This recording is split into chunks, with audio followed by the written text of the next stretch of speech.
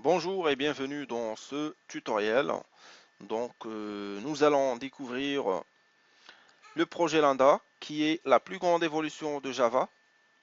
Bien sûr, après l'introduction de la généricité ou bien ce qu'on appelle les types paramétrés dans Java 5.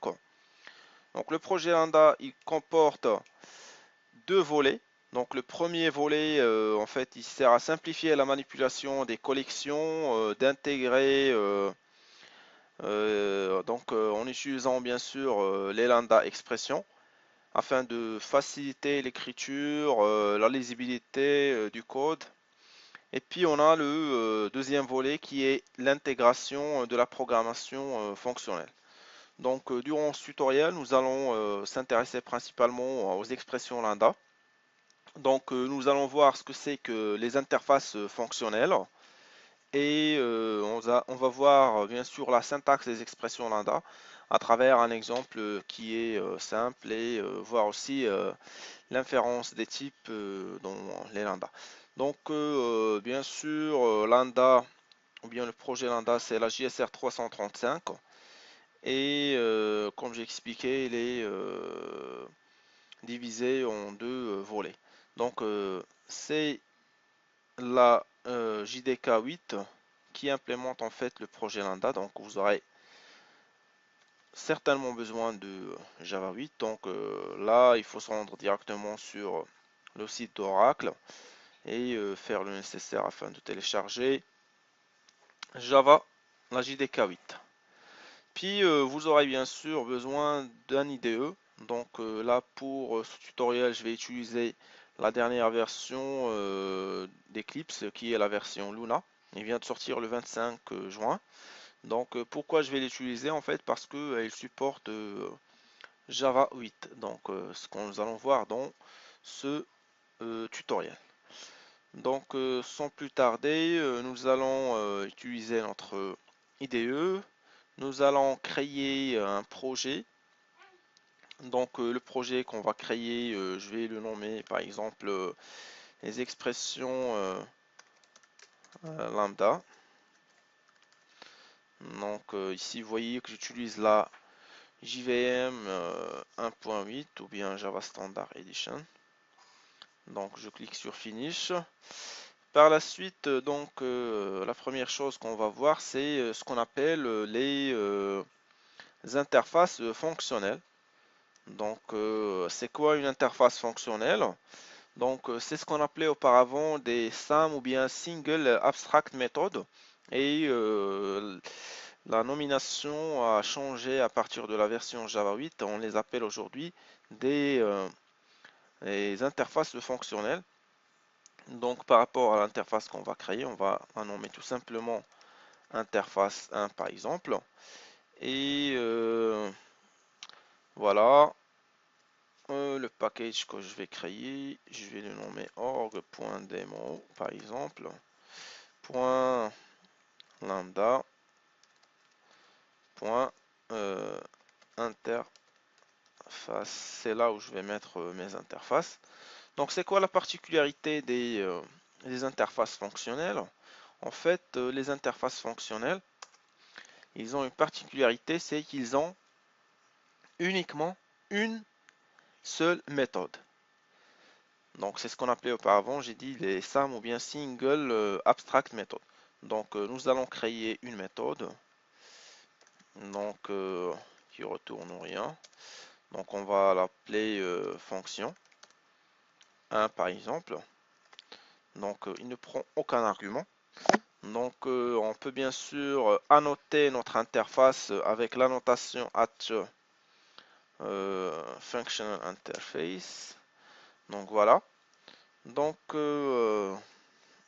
ça c'est l'exemple le plus basique qu'on peut avoir afin d'utiliser et de comprendre le mécanisme des lambda. Le but des lambda bien sûr c'est de simplifier le code et qu'il soit plus succinct et plus concis. Là je vais créer une classe qui va utiliser cette interface. Je vais la nommer classe 1 et ça sera une application. Je vais avoir besoin de la méthode main. Donc voilà, donc je vais expliquer la syntaxe. Donc ce dont nous avons besoin ici, c'est en fait une expression lambda, elle est divisée en deux parties. Donc on a la partie 1, on va la nommer par exemple partie 1 et partie 2. Parfait. Donc voilà, donc dans la partie 1, c'est là où on déclare notre variable. Par exemple, ça serait donc on a nommé interface 1. Donc on va créer par exemple un objet 1. Et donc là, ça c'est la première partie. C'est ça ce que je désigne avec la première partie. Donc l'objet qu'on va créer, elle doit être de type, bien sûr, une interface fonctionnelle. Il doit obligatoirement être une interface fonctionnelle. Donc par la suite, dans la partie 2, donc ici on a notre opérateur lambda. Et j'ai oublié ici de mettre les deux accolades. Donc en fait les deux accolades, ça permet de spécifier la signature de notre méthode. Donc la signature, sont les arguments qu'on a ici. Donc là, on n'a aucun argument pour le moment. Donc c'est pour ça que j'ai dit que ça serait l'exemple le plus simple. Donc par la suite, dans la partie 2 de notre expression, c'est là on va faire l'implémentation de notre méthode. Donc la méthode qu'on a créée ici, ou bien on a appelé fonction 1. Donc ici on va mettre par exemple implémentation de la méthode, plutôt la fonction 1.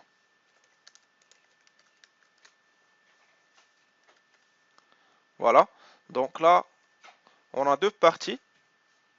C'est là on spécifie notre objet. Et comme j'ai dit, il doit être de type interface fonctionnelle, obligatoirement. Et ici, on spécifie les arguments de notre méthode.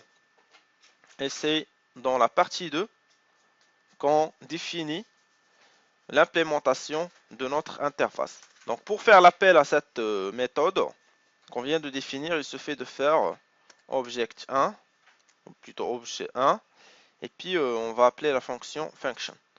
Donc c'est ainsi qu'on fait l'appel. Donc on va exécuter notre code. Donc run as Java application. Voilà, donc ici on a fait tout simplement un affichage avec la méthode system_out.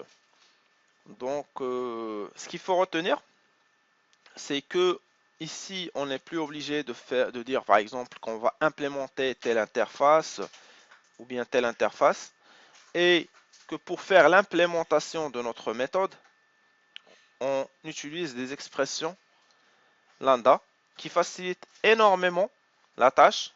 Donc là, l'objet qu'on doit créer doit être de type interface fonctionnelle.